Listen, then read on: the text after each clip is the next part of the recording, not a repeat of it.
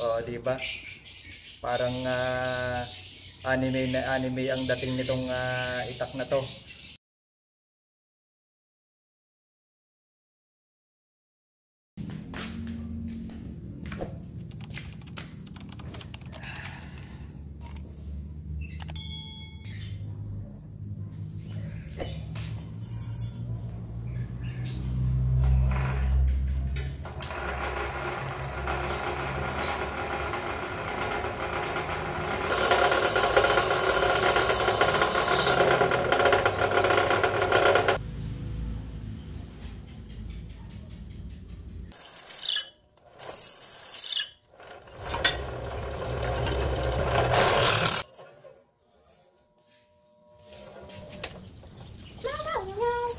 Challenging ko.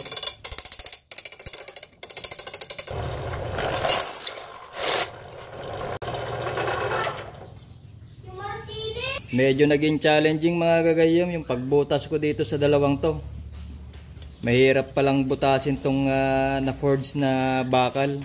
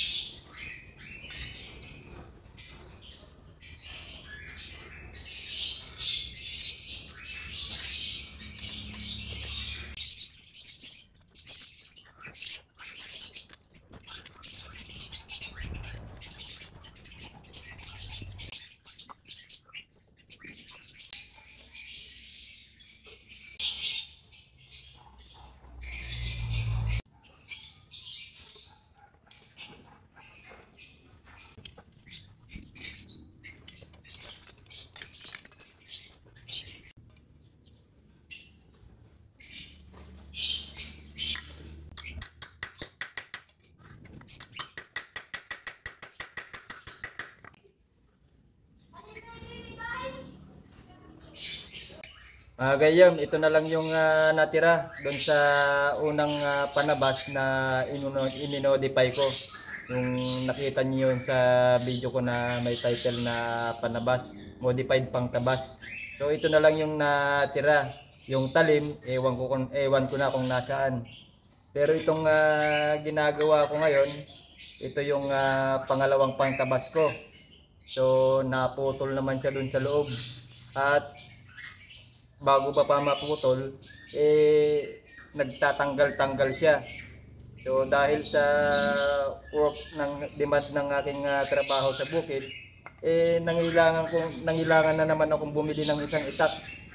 At ito nga yon, yung pangatlong itak ko. Wala pang isang linggo, natanggal na naman dito sa kanyang handle o puluhan. So hindi ako makapagtrabaho ng maayos dahil every time na ginagamit ko natatanggal naman siya.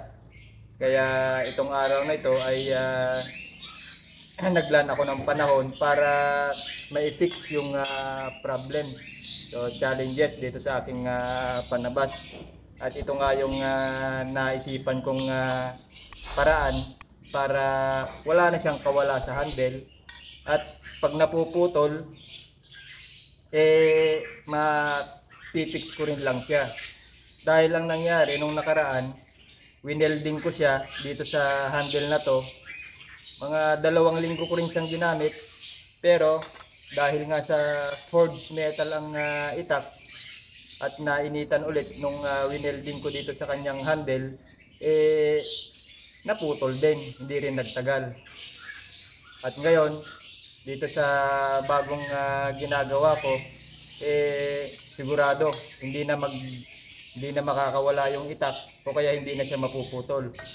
Pero i-observe ko pa rin kasi nga binarenahan ko na at saka tinornilyo ko na dito. O, di ba? Astig ang dating. Ang gagawin ko ngayon, itong handle na bakal, ikakabit ko na lang dito. Okay?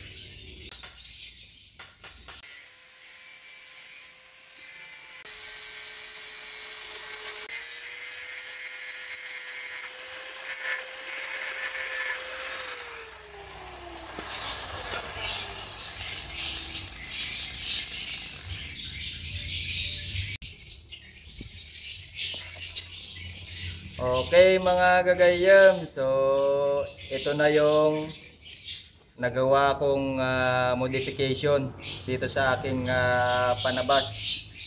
At naging happy naman ako dito sa resulta. At titignan ko sa bukid pag nagawi ulit ako doon kung tatagal ba itong modification na ginawa ko. So, ang ginamit ko dito na materyales 316 na bolt by 1, 316 by 1. Pinutol ko na lang kasi mahaba yun, baka sumangat pa sa damo. At itong flat bar naman na ito, yung manipis lang, 316 din lang yata ito ang kapal, pero yung lapan niya 1/2 ba o ewan, hindi ako naging pamilyar na. At ito 1/2 na tubo, binend ko rin lang siya para maganda naman yung korte niya pag nag-grip. Somehow meron pa rin siyang good ergonomic contribution habang ginagamit ko. Di ba? Parang anime na anime ang dating nitong itak na to. So hanggang dito lang muna ito mga gagayam.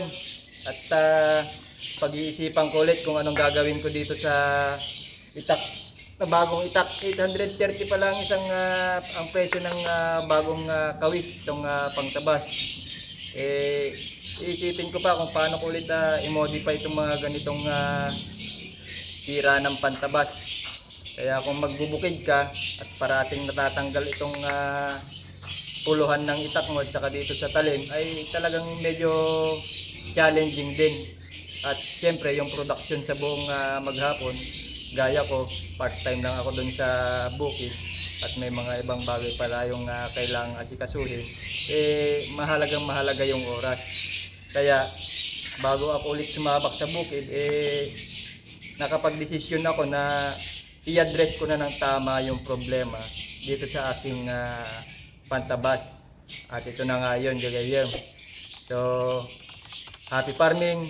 Hanggang sa muli. Paalam.